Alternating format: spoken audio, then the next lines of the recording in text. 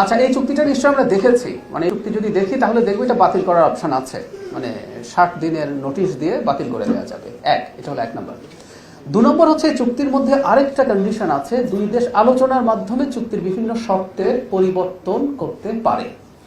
তো আমি আমার জায়গা থেকে মনে করি যে অন্তত আমরা পরে যে অপশনটা বললাম যে চুক্তিটা পর্যালোচনা করা, আমি আমাদের আগে সরকারি পর্যায়ে এটার পর্যালোচনা, আমি আগে একদিন আপনাদেরকে বলেছিলাম যে চর্চাটা এখন হচ্ছে, একটা হলো পলিটিক্যাল অ্যাক্টিভিজম, আরেকটা হচ্ছে ইন্টেলেকচুয়াল চর্চা, হুইচ আই লাইক। আমি দেখলাম যে পত্রিকায় কলাম লেখা হচ্ছে যে এখানে কোন কোন ক্ষেত্রে সমস্যা আছে, ভিডিও তৈরি হচ্ছে, এগুলো কন্টিনিউ করুক। আর আমি মানে এটাও একটু বলি, মাননীয় প্রধানমন্ত্রীর সাথে আমি ইস্যুতে কথা বলেছি, আমরা সরকারের মধ্যেও আমরা এই চুক্তিটা নিয়ে কিছু পর্যালোচনা, এবং চুক্তি এটা খুবই শক্তিশালী চুক্তি এবং এটা বাতিল করে দেওয়ার ইম্প্যাক্ট কি হতে পারে নিশ্চয়ই আমরা বুঝতে পারি, বা কোন প্রেক্ষাপটে এই চুক্তিটা স্বাক্ষরিত হয়েছে সেটাও আমরা বুঝতে পারি। কিন্তু ওই যে বললাম, ওই সুযোগটা তো আমরা নিতে পারি যে এই চুক্তি রিকনসিডার করা কিছু কিছু জায়গায়, যে যে জায়গাগুলোকে আমরা বেশি সমস্যাজনক মনে করি, রাষ্ট্রের জন্য ক্ষতিকর মনে করি, হতে পারে মনে করছি, সেগুলো নিয়ে আমরা আগে আমাদের প্রাথমিক বিবেচনা করব, এবং আমি আশা করি যে আমরা সেই রকম একটা নেগোসিয়েশনে তাদের সাথে যেতে চাই। বাতিল করাটা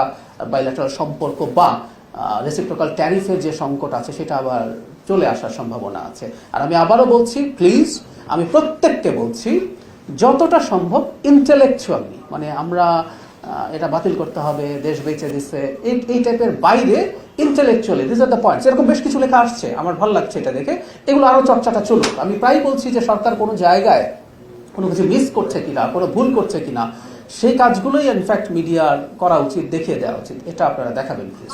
চুক্তিটা যতটুকু প্রকাশিত হয়ে গেছে, এটা ইনফ্যাক্ট পাবলিশড আমেরিকার পক্ষ থেকে হয়েছে, আপনারা এটা চাইলেই কালেক্ট করতে পারেন।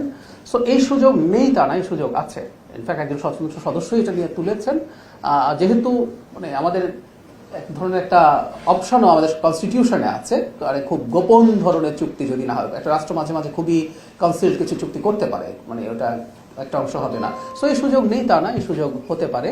এখন এটা আসলে ঠিক সরকারের সিদ্ধান্ত না, এটা মানে পার্লামেন্ট বা দল সিদ্ধান্ত নেবে। আপনাদের এই যে একটা প্রশ্ন আছে, যেহেতু মাননীয় প্রধানমন্ত্রীর সাথে আমার দেখা হয় বা সংসদের সাথে যারা কানেক্টেড আছেন, চিফ হুইপ বা অন্যরা, আমি এই কথাটা তোলার চেষ্টা করব। সো ওটা তো আছেই, সংসদে গেল, কিন্তু আমি আবারও বলছি, জনগণের কাছে এই রাদার অনেক ক্ষেত্রেই এই ইন্টেলেকচুয়াল যে মানে সমালোচনাগুলো, ইন্টেলেকচুয়াল যে লেখা বা বলাগুলো, সেগুলোর বড় ইম্প্যাক্ট আছে। ক্রিটিকের পরে না, মানে চুক্তিটা যখন হয়েছে, আবারও বলছি আপনাকে, মানে আমরা এই চুক্তিটা কোন প্রেক্ষাপটে করতে হয়েছে সেটা আমাদের একটু মাথায় রাখতে হবে। আমাদের 38-39% একটা ট্যারিফ হলো।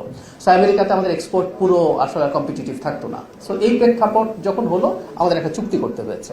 এখন এই চুক্তির যে প্রভাবগুলো শুরু হবে, চুক্তি এফেক্টিভ হয়েছে 60 ডেজ পরে, এখন এগুলো একটু আসলে হিসেব নিকেশের প্রয়োজন আছে। আমি আপনার সাথে একমত যে আমরা কটন আনতে যাচ্ছি, কটন এনে আমরা কি আবার তার ট্যারিফের সুবিধা নিতে পারবো কিনা এক্সপোর্ট করে। সো এটা খুব আর্লি টু সে যে আমার এটা এত লস হয়ে গেছে, কারণ আমেরিকার কটনের দাম খানিকটা বেশি হলেও আমি যদি ওখানে এক্সপোর্ট করি, সেখান থেকে আমরা আবার কিছু ছাড় পেতে পারি। সো এটা ইট উইল টেক টাইম। আমি আবারও বলছি, সরকার এই ব্যাপারে সব সেক্টরের বিশেষজ্ঞ নিয়ে বসবে, সব রিলেটেড মিনিস্ট্রি নিয়ে বসবে,